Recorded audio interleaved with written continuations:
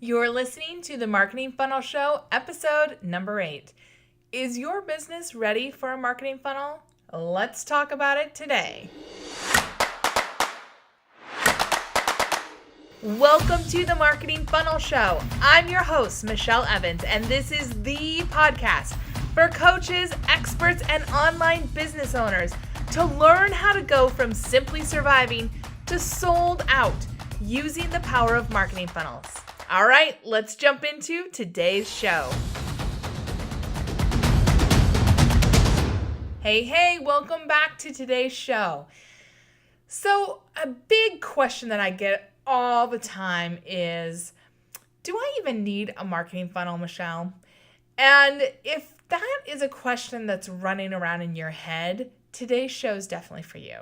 And if you're thinking, you know what, Michelle, I really don't think that I do need a marketing funnel, today's show is definitely for you. And if you think you do need a funnel, welcome, my friend. You are in the right place. Why? Because there is literally no business on the planet that couldn't use a marketing funnel. None. And I want to talk today about some of the most common objections and questions that I receive from business owners just like you who are like, is this even worth my time? Should I even be investing here? What will people think about this?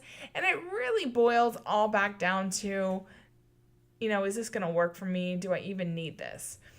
And so one of the first ones that I get a lot is, I only sell a service. Do I really need a marketing funnel? And it'll take a lot of different flavors. Like, Michelle, I can't take very many people on my calendar. So I only need to sell maybe 2 new clients a month or 2 new clients a quarter, or I can only work with 10 people a year. Do I really need a marketing funnel? And if that's you, if you're like, I can't work with oodles and oodles of people, I'm going to ask you the same thing I asked them. So tell me, how'd you get your last 10 clients? Because what I typically hear is this feast or famine roller coaster where you're running out, you're doing tons and tons and tons of activities, following up with people. It's like, all you're doing is basically chasing, trying to find that next sale. And, hallelujah, something comes in the door. And it's just like there's this constant stress of, am I going to have enough? Oh, when is the next client going to come in? Where are they going to come from, right? And trust me, I have been there myself. In fact, back in 2015, I made this crazy, insane decision to join this quote-unquote mastermind that was run by a very charismatic coach. That was $30,000 a year. And this coach, they just promised the moon. They promised that basically they would more than double my business in the space of 12 months. And, that they had all these answers that I needed, but that they needed to work with me one-on-one to be able to do that. And that I needed to, be a part of this mastermind to have access to the people. And so I joined for $30,000 plus travel to all the places that we were going to. And the first call that I got on with them, they were like, all right, well, here's how we're going to more than double your business, Michelle. The first thing is you're going to stop selling everything that you've been selling that has made you this successful, because that's not going to take you to the next level. And I was like, okay. And they said, and so we're doing away with all these services that you were providing. And now the only service that you can offer is, at first they wanted it to be $3,000 a month for 2 30-minute phone calls, 0 implementation, 0 guides, 0 value add anything. Just you get 30 minutes twice a month with me to pick my brain for $3,000 a month. And I was like, okay. So that's more than what I'm paying for this mastermind. But okay.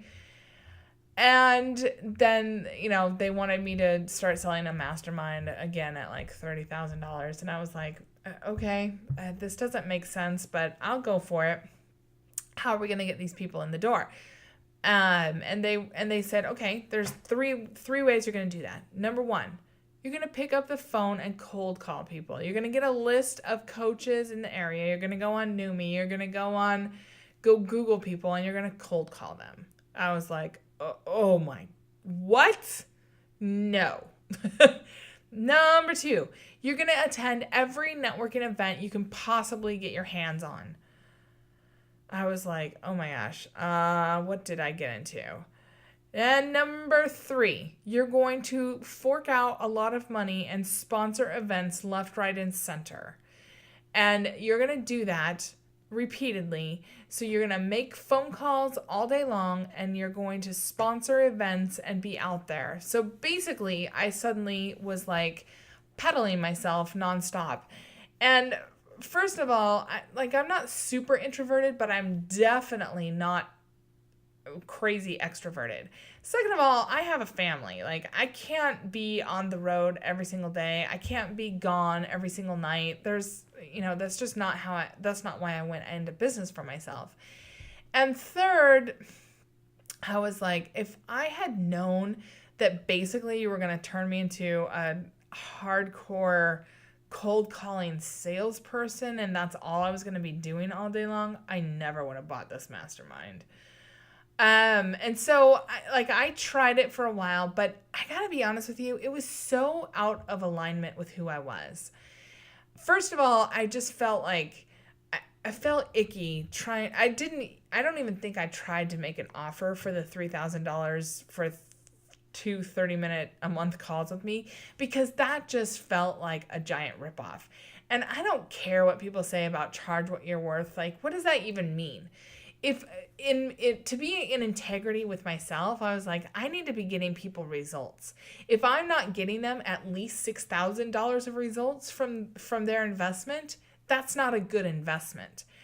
And so I never felt like I could do that with people, because I was like, they need a lot more than just 30 minutes on the phone with me. Like, there's a lot of training, there's a lot of other stuff that needs to happen in order to get them that kind of return. And so that just did not feel in integrity. And then I was like, I just don't feel like putting together a mastermind right now. Yes, it's on my longer term plan, but that wasn't where I was at that point. And so thankfully I had a docket of clients that I was working with, but months and months and months went by. And I'm talking like maybe 8 or 9 months went by with no new sales. And I was just like, oh my gosh, I'm making these huge payments for this stupid mastermind. And they're asking for even more, because they're asking for me to sponsor these events. Like, one event I sponsored ended up costing me almost $20,000. And I was getting nothing from it. Nothing. And I just was like, this is the dumbest thing I ever heard of. And I switched back to offering my marketing funnels. So I turned my marketing funnels back on, because they thought marketing funnels were stupid. I turned my funnel back on, and within 3 weeks, I had made over $60,000 in sales, going back to my previous offers. I was just like, I am done with this mastermind. I'm done with this coach. I'm done with everything. So I ended up paying all that money and learning a really expensive lesson. The lesson was, marketing funnels work a lot better than this person who was on stage promising the moon and like delivering next to nothing. So that's all to say at that time, all I was selling was services. I couldn't work with oodles and oodles of people. But the thing is that when you have a marketing funnel, it attracts people in and it warms them up. But not everybody is ready to work with you straight out of the gate. I mean, I have clients that I work with now who I talked to 3 years ago. But because they're in my marketing funnel, I stay top of mind for them. So when they're ready, they're still in my funnel and they can still take advantage of it, and they're still getting, invites to come talk with me and that kind of stuff. And so I constantly have this, pool of people who are warmed up and ready when I'm ready. And that's what I want for you too. So if you have services that you sell and you can't work with tons and tons of people, I would say marketing funnels are perfect for you, because it takes the stress away from where's my next client going to come from, and it puts it more into how can I expand my services to be able to work with more people? Because you know that you have this pool of people who are simply waiting for you to be ready to work with them. And like that was a really expensive lesson for me to learn, but I feel like it was a great lesson because it just reaffirmed to me how important marketing funnels are and that there really is no shortcut to the, whatever those crazy charismatic gurus out there are trying to say. All right, so I've also heard this from speakers, so I shouldn't say a speaker, from multiple people who are speakers who say, I really want to be a speaker. It's how I build my business. So maybe you're a speaker who has a product or a program or a service as well. Or maybe you just want to, sell your speaking, like keynotes or whatever. Well, if you are a speaker, one of the best things you can do for the longevity of your business is really to turn your audience members into clients without having to sell from the stage. I've really, really seen a lot of backlash from this. And a good friend of mine, a business bestie of mine, Dr. Michelle Mazur, who is the host of the Rebel Speaker podcast, she talks about this all the time, that, don't sell from the stage. There's a huge backlash against this. And I just 100% wholeheartely agree with her because so many of us have been sucked up into this where people are basically whipping you into a emotional frenzy to sell to you, and then they sell crap to you, and then they leave, and it's just like it doesn't feel good. And after a while, people don't want to come to events. They don't want to trust anybody on stage because of the selling from the stage. But there's such a better and more sustainable way to build your business. And that's really to offer to have a speaker funnel, to offer your audience something that takes your speech to that next level, and then to nurture your audience. Maybe offering a webinar that goes even deeper, maybe offering a video series, or maybe offering even just a simple email series to nurture them, giving them a chance to book a call with you or, attend another event with you. And really to be remembered and to go deeper with your work and have more of an impact than is possible with your speech. Because, when people walk out of the room, they tend to forget. So this is how you can really have that speaker impact with your speech, is to have a funnel. All right, let's say that you're selling a mastermind. And so, you want whatever, 10, 15, 30, 50, 100 people, however many people you want in your mastermind. You need to get people warmed up and excited so that when you open enrollment for that mastermind, you've got people who are excited and ready. And then however you sell them, whether that's on the phone or in a webinar or a video series or whatever, depends on the price of your mastermind, they're ready to take that action and jump on with you and figure out if this is the right thing for them. But again, when you have that pool of people who you've already connected with, who you've already warmed up, who already understand the value of what you offer and what you deliver to them, it's such a different ball game than when you have to go out to a networking event and be like, hi, I'm Michelle. Hi, I'm Michelle. And, hope to God that you find somebody that's like, Michelle, I was looking for somebody just like you. Because I have to say, I've been to oodles of networking events and I've never had anybody whip out their wallet and pay me simply because I say, hey, I can do marketing funnels and Facebook ads.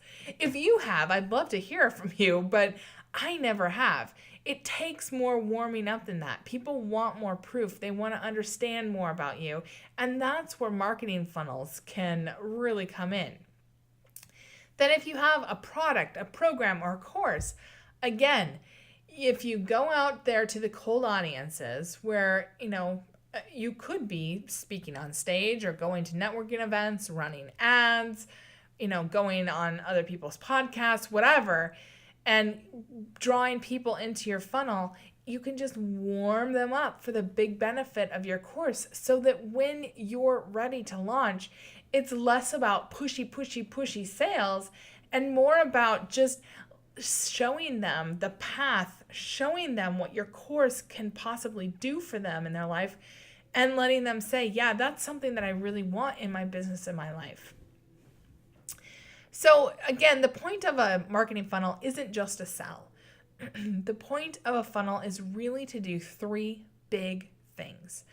The first, and really the most important, if you don't have this, you don't have the rest of your funnel. The first is to capture an audience, to capture your audience, the one who wants to hear from you, who wants to understand what it is you offer, the one who is interested. If you capture an audience that's big enough, you've got a good amount of people that you can work with. You don't have to worry about going and finding new clients. You just have to work with the ones you already have. Step 2 is to nurture those people. So it's not just, hey, I'm Michelle, want to buy from me? You have to nurture them. You have to understand what it is that they're looking for. Help them understand what it is you provide and why it's valuable, what other people have said about you, all that stuff that goes into nurturing, that you understand who they are and what they're struggling with. And then you need to engage with them so that they're ready to take that next step with you. So how can you engage? You can offer a call, offer a webinar, offer, even engagement on social media. There's so many ways that you can engage with people. Even just asking them to hit reply on an email and give you a response is a really great way to engage your audience. So there you go. The 3 points to your funnel, or the 3 big things to your funnel, is to capture an audience, to nurture your audience, and then to engage your audience so that they're ready to take that next big step with you. It's not just to sell. And so whatever your business, you need to capture your audience.